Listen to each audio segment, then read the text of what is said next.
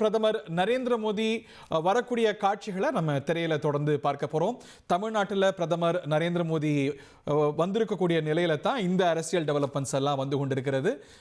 கங்கை கொண்ட சோழபுரத்தில் பிரதமர் நரேந்திர மோடி அவர்கள் அங்கே பாஜக தொண்டர்கள் அதிமுக தொண்டர்கள் காத்து கொண்டிருக்கிறத பார்க்கின்றோம். காட்சிகளில் பாஜக கொடியும் பறக்குது, அதிமுக கொடியும் பறக்குது. திரு பெருமாள்மணி, பிரதமர் நரேந்திர மோடியுடைய இந்த விஜயத்துடைய முக்கியமான ஹைலைட்ஸ் நீங்க பார்ப்பது என்ன?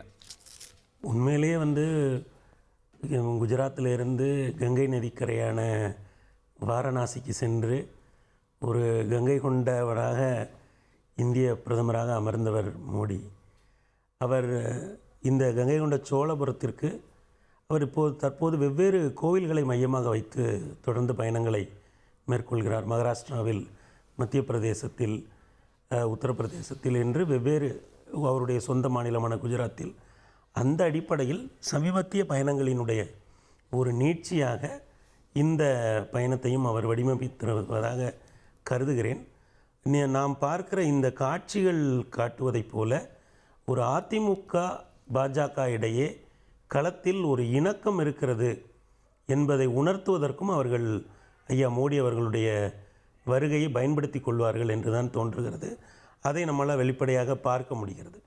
ஏனென்றால் இரண்டு கட்சிகளுடைய கொடிகளுமே சமமான எண்ணிக்கையில் பறப்பது, ஒருபுறம் அதிமுக தொண்டர்கள் ஒருபுறம் பாஜக தொண்டர்கள் என்று அவரை வரவேற்க தயாராவது என்பதே ஒரு செய்தியை சொல்கிறாங்க. அவங்க ஜெல்லாகலை அப்படின்னு நீங்கள் சொன்னீங்க.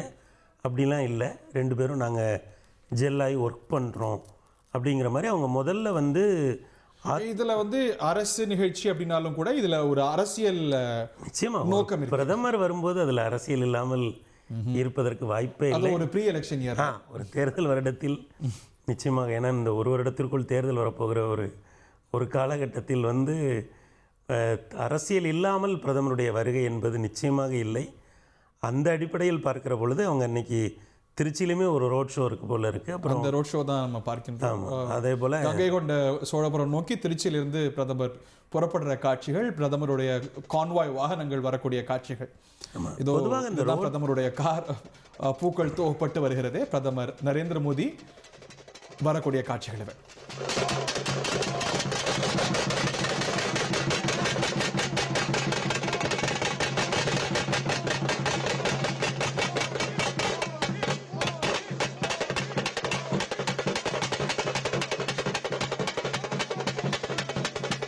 திரு எடப்பாடி பழனிசாமி அவர்களுடைய பிரச்சார கூட்டங்களில் கூட அதிமுக பாஜக கொடிகள் சேர்ந்து பறக்குது, இங்கேயும் பறக்குது. ஸோ இதில் இந்த இணக்கத்தை வெளிப்படுத்துறதும் அதை சிமெண்ட் பண்ணுறதும் கூட ஒரு நோக்கம்னு நீங்கள் கருதுறீங்க. ஏன்னா 21 அவங்க ஒன்றாக இருந்தாங்க, 24 பிரிஞ்சு இருந்தாங்க, இப்போ 26 மறுபடியும் இணைகிறாங்க. அப்படிங்கும்போது அந்த இடையில பிரிந்து திரும்ப சேருகிற அந்த காலகட்டம் ஒன்று இருக்குல்ல, அது ஒரு அரசியலாக பேசப்படும் இல்லையா? நேற்றைய விஷுவல் எப்படி பார்க்குறீங்க? பிரைம் மினிஸ்டருக்கும் இபிஎஸ்ஸுக்கும் நீங்கள் இந்த பாடி லாங்குவேஜ் கெமிஸ்ட்ரி படிக்கிறதுல உங்களுக்கு ஒரு தனிச்சிறப்பு உண்டு. அந்த பாடி லாங்குவேஜ் கெமிஸ்ட்ரி, அந்த ஈக்குவேஷன் எப்படி பார்த்தீங்க? இல்லை, எடப்பாடி அவர்கள் முதல்வராக இருந்த போதுமே சரி, இப்போதும் சரி, ரொம்ப பாஜக தலைவர்களோடு ஒரு மிகப்பெரிய இணக்கத்தை காட்டக்கூடியவர் தான். அந்த அடிப்படையில் அவர் கட்சியினுடைய 2ஆம் கட்ட தலைவர்கள், முக்கியமானவர்கள் எல்லோரையும் அழைத்து சென்று பிரதமரை வரவேற்றது என்பது, அந்த வரவேற்க வாய்ப்பு கொடுக்குற அல்லது சந்திக்க வாய்ப்பு கொடுக்கப்படுகிறது அப்படிங்கிறதுலேயே உங்களுக்கு எல்லா செய்தியும் அடங்கியிருதில்ல. ஓபிஎஸ்ஸை சந்திக்காததும் ஒரு செய்தி தான். நிச்சயமாக, அதுவும் ஒரு செய்தி தான். இதுவும் ஒரு முக்கியமான செய்தி தான். அது இன்னும் ஒன் லெவல் பெட்டராக இருந்திருக்க முடியுமா? ஏன்னா இங்கே கூட்டணிக்கு தலைவர் திரு எடப்பாடி பழனிசாமி வரவேற்றார். ஒரு சந்திப்பு நடந்து ஒரு பேச்சுங்கிற அளவில் ஒரு தனி அப்பாயின்மெண்ட், ஒரு மீட்டிங் அப்படிங்கிற அளவில் இருந்தால் அது இன்னும் கௌரவமாக இருந்திருக்குமோ? இல்லை, அந்த விஷயங்களை எல்லாமே பின்னாடி இருக்கிற ஐயா அமித்ஷா தானே பண்ணுறாங்க. அப்போ அந்த அடிப்படையில் இது ஒரு சிம்பாலிக் ரெப்ரசன்டேஷன்.